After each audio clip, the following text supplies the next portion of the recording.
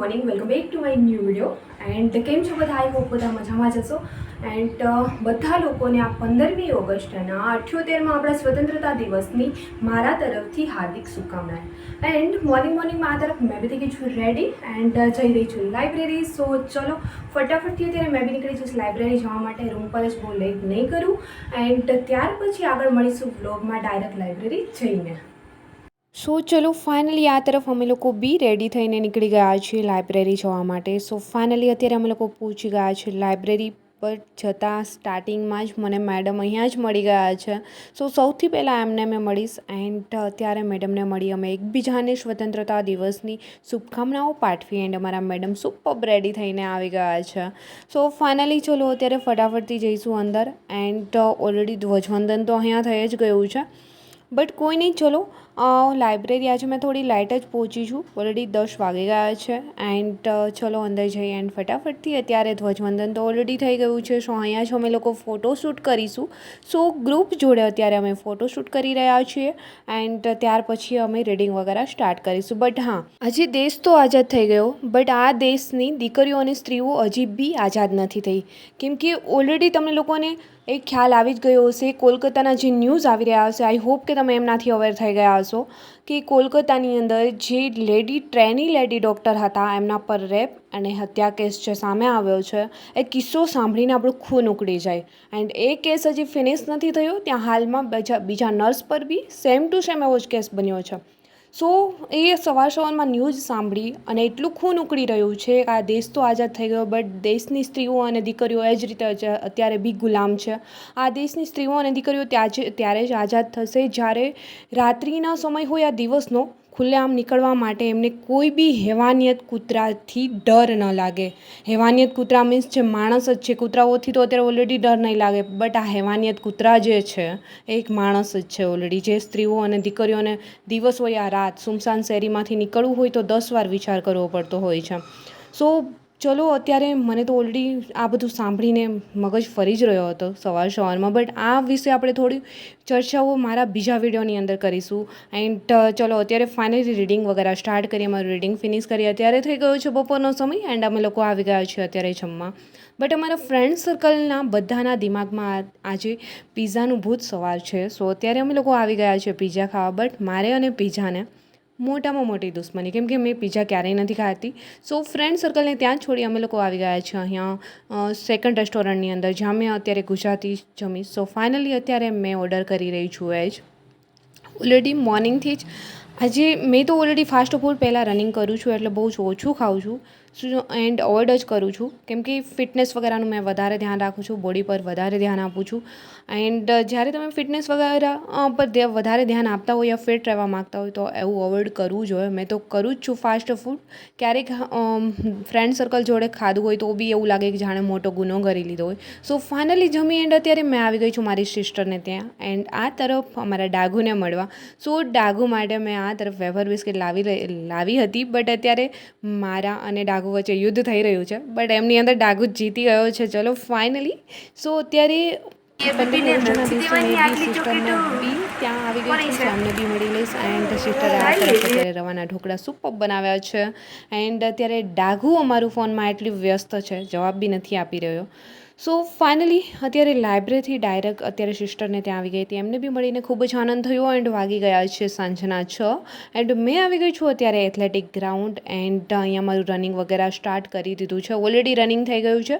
અત્યારે એક્સરસાઇઝ વગેરે કરીશું. અત્યારે અમે લોકો કરી રહ્યા છીએ એબીસી એક્સરસાઇઝ કેમ કે રનિંગ તો ઓલરેડી અમારું થઈ ગયું છે. 4 રાઉન્ડ ધીમે ધીમે લગાવ્યા હતા બટ છતાં બી 9:26 ટાઈમિંગ આવ્યો છે. જસ્ટ એમ જ વોચ ચાલુ કરેલી હોય સો ટાઈમિંગ જોઈએ. ટાઈમિંગ કોઈ જ લીધો નથી. નોર્મલી રનિંગ કરતા હોઈએ છીએ અમે લોકો અત્યારે. સો ફાઇનલી તો બી અત્યારે એટલામાં ફિનિશ થઈ જાય છે. ટાઈમિંગ તો અત્યારે હમણાં લેતા જ નથી અમે લોકો કેમ કે ઓલરેડી ઘણા લોકો કમેન્ટ્સ કરી રહ્યા છે કે તમારે કેટલી મિનિટમાં ગ્રાઉન્ડ થાય છે. ટાઈમિંગ શું આવી રહ્યો છે 1600 મીટરનો.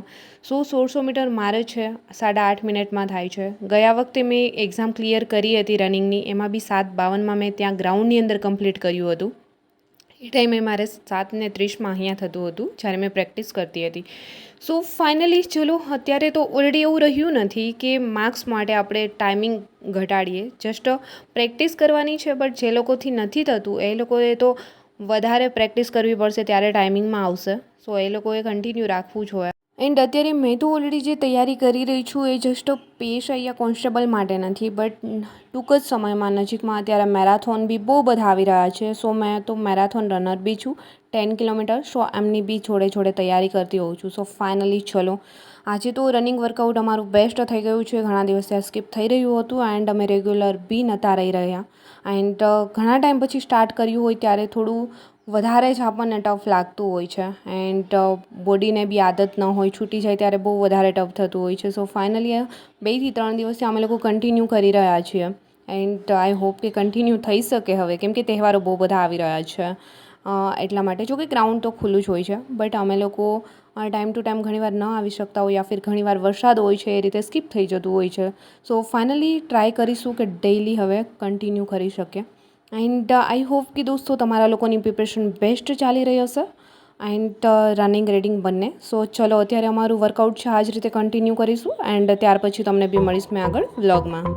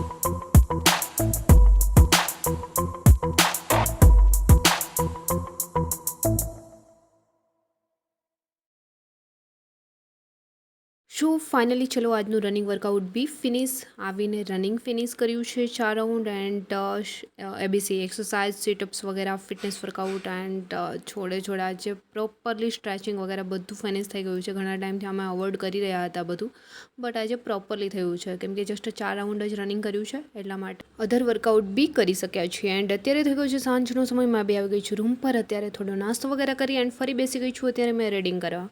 સો ફાઇનલી અત્યારે મેં રીડ કરી રહી છું બંધારણ એ જ રીડ કરીશ એન્ડ મૂળભૂત અધિકારો એ રીડ કરી રહી છું. એન્ડ એ ચેપ્ટર છે હજી મારા ફિનિશ નથી થયું કેમ કે બહુ જ લોંગ છે એટલા માટે.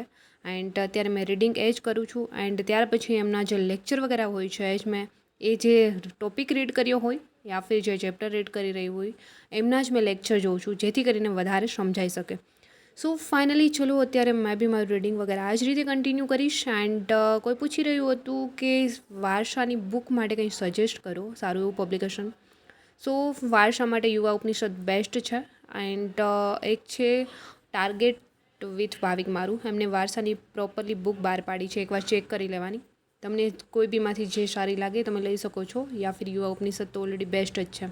એન્ડ વિજ્ઞાન એન્ડ ટેકનોલોજી માટે કોઈ પૂછી રહ્યું હતું તો પોલીસ ભરતી માટે વિજ્ઞાન એન્ડ ટેકનોલોજી માટે યુવા ઉપનિષદની ક્લાસ 3ની એક બુક આવે છે એ બી બેસ્ટ છે, તો તમે એ બી લઈ શકો છો. સો ફાઇનલી ચલો અત્યારે મેં મારું રીડિંગ કંઈક આ જ રીતે કન્ટિન્યુ કરીશ. સાંજે બી મેં છે બહુ લેટ નાઇટ તો નહીં બટ 11 વાગ્યા સમથિંગ સુધી રીડ કરતી હોઉં છું. 12 વાગે મેં ઊંઘી જાઉં છું. ત્યાર પછી મેં મેનિફેસ્ટ વગેરે કરતી હોઉં છું. એ બી નોટની અંદર નોટ કરું છું બધું. એન્ડ આ બુક તમે જોઈ રહ્યા છો એ છે નીરજ ભરવાડની રિઝનિંગની બુક છે. આમાંથી મેં અત્યારે કરી રહી હતી પ્રમાણની તુલના. આ ચેપ્ટર ચાલુ કર્યું છે. અત્યારે મેં થોડી વાર રીડ કર્યું એન્ડ ત્યાર પછી આ જ ચેપ્ટર મેં પ્રેક્ટિસ કરી રહી હતી. લેક્ચર જોઈ એન્ડ આમાંથી જ મેં પ્રેક્ટિસ કરતી હતી. કોઈ પૂછી રહ્યું હતું રિઝનિંગની બુક છે પ્રેક્ટિસ માટે સજેસ્ટ કરો. સો આ છે નીરજ ભરવાડની બુક, બહુ સરસ છે, પ્રેક્ટિસ માટે તમે લઈ શકો છો. એન્ડ મેં બી અત્યારે આમાંથી જ કરી રહી છું. સો ફાઇનલી ઓલરેડી મને તો જો કે ટોપ 5ની અંદર નામ આવ્યું હતું ત્યારે મને એમાં મળેલી છે. એન્ડ અત્યારે પ્રેક્ટિસ વગેરે આમાંથી જ મેં કરી રહી છું. નહીં તો મારી પાસે ઓલરેડી પાટિયા કરીને એપ્લિકેશન છે મેથ્સ રીઝનિંગ માટે, બટ નીરજ ભરવાડનું બી બેસ્ટ છે. સો મારી પાસે એ બી કોર્સ છે એન્ડ બુક્સ બી, સો મેં એ બી કરું છું. સો ફાઇનલી તમે આ જોઈ શકો છો એમની ઇન્ડેક્સ એન્ડ આ બધા ચેપ્ટર. ઘણા લોકો કહે છે કે રિઝનિંગમાં કેટલા ચેપ્ટર કરવા, સો આમાં 27 આપેલા છે એન્ડ એ ઇનફ છે ઓલરેડી કોન્સ્ટેબલ માટે.